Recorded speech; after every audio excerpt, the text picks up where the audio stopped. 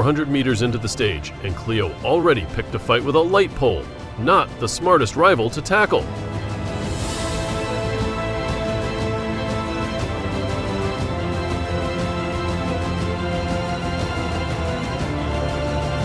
Quick reflexes, yes, but luck definitely played a big part too.